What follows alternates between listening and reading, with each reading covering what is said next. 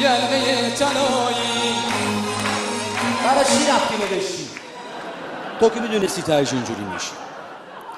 بعضی از این پسرهای ناقلا معتقدن که اکثر دخترای دهه 60 با این آهنگ خاطره دارن. بالاخره یه شب یه جایی دور همی به هنرنمایی داشتن. اینها همون پسرهایی هستن که در مراسم عروسی ها با کاپشن چرم ظاهر می شدن و شلوار ساسوندار 38,000 ساسون دور تا دور کمرش بود، شبیه شلوار سنگبار.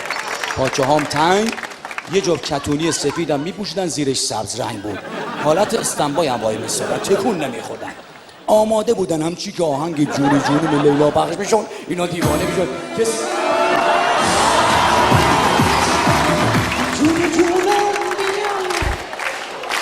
عزیزان غلط رو همینجا من خورد.